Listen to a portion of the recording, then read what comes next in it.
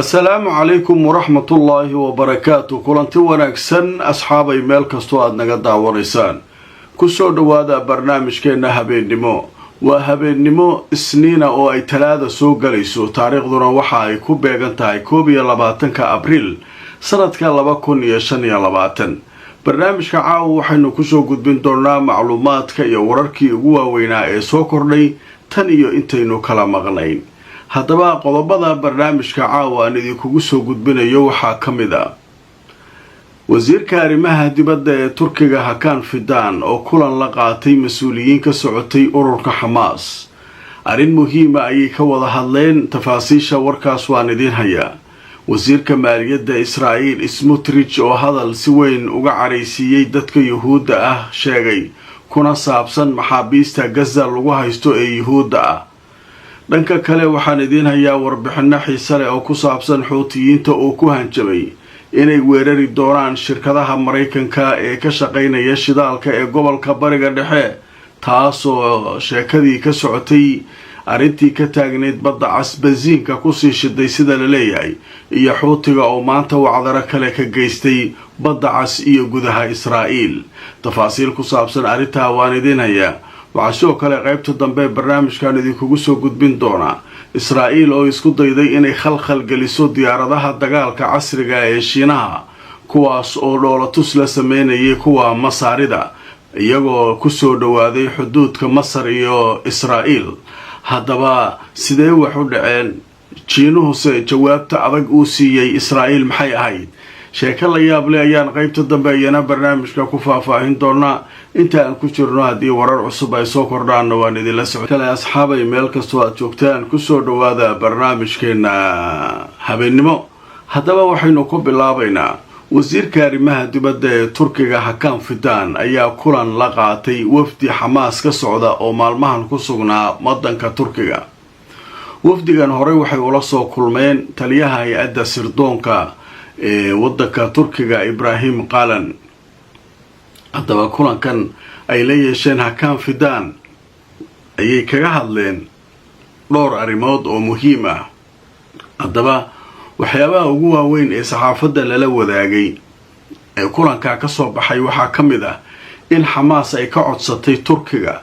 in maamulka Donald Trump ay ka dhaadhiciyaan oo ay ka iibiyaan qorshaha ay Hamas doonayso oo ah in xabad joojin dhammaystiran laga hirgeliyo Gaza Israa'iilna ay Gaza isaga baxdo iyaguna ay dhiibi doonaan dhammaan maxaabiista kuwa nool iyo kuwa dhintay ay lafooda hayaan ee Israa'iiliyiinta ah ay wareejin doonaan qorshahaas oo horey Netanyahu u diiday laakiin Hamas hadda ay doonayso in Turkiga uu ka caawiyo sidii Donald Trump arrinka looga dhaadhicin lahaa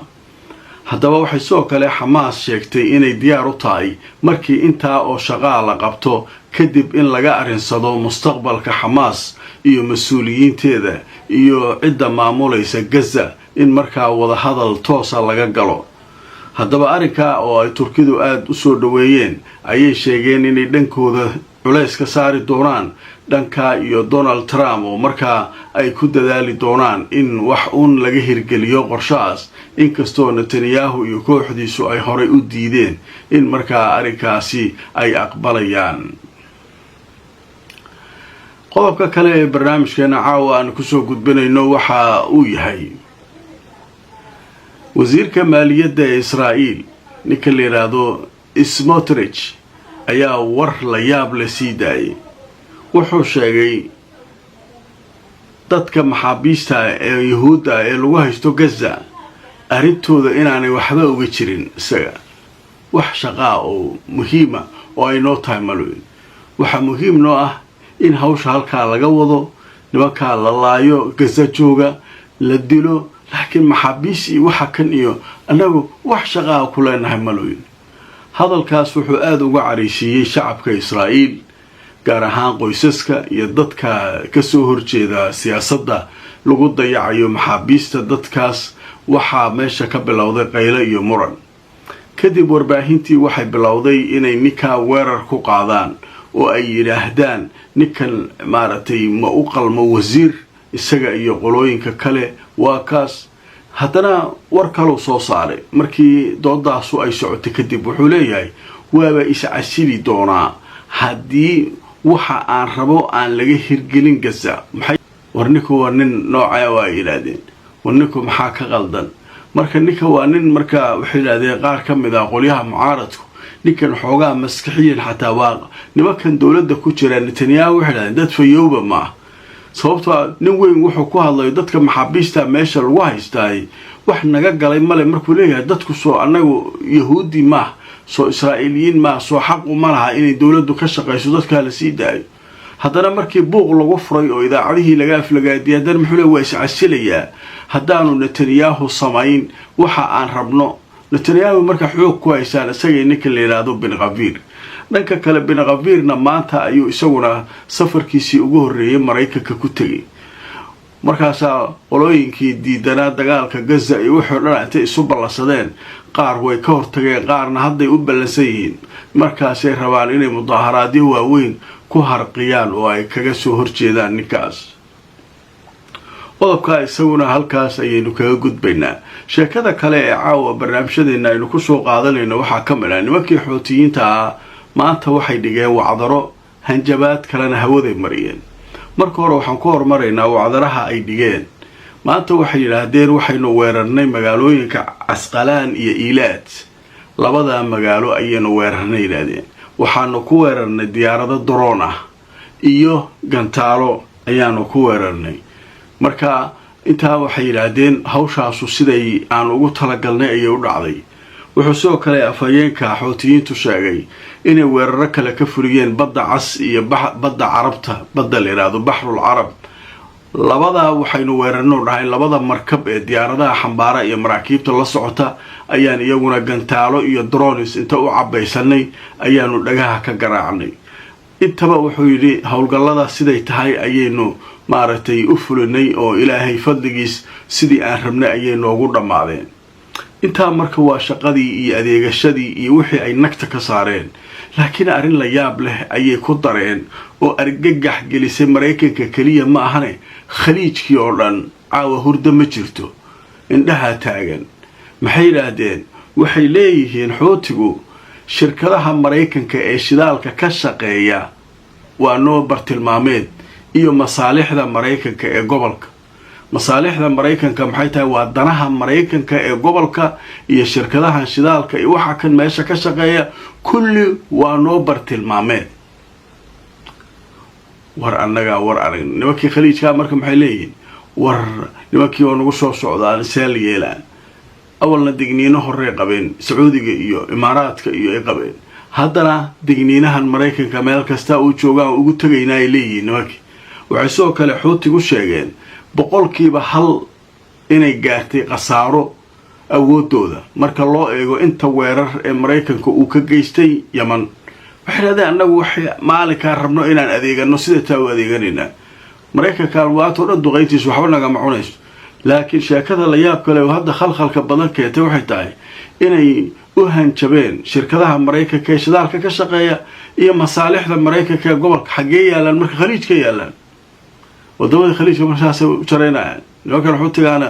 waxba naga ma qaadi kartaan lama dhigo niman Israa'iil waxa aragtay nagta ka saaray Mareykanka aragteen oo nimanka waa ilaaliyaan dhahay khaliijka maraakiibtiisa nagta ka saaray nimankan marka gantaalahooda iyo waxooda iyo droneskooda iyo haday soo fasaxaan way ogyiin marka khaliijka hadda marka waa qaylinayaan waxa leeyahay Iiraan xageedaasa wada hadallo ka socdaano la leeyahay war nimankan Xuutiga naga qabooj Xuutiguna baashu wuxuu leeyahay Mareykan anagii markabkan meesha yaala kaliya ma ahan masaalixdiisa weerarada sababtoo isaguba masaalixdeenu weeraraya dadkeenu laynaya meel kasto garaacaya marka hawsha halkaas ay maraysaa qadar xayisiisa kadib waxaan galaynaa sheeko cajiiba oo ku saabsan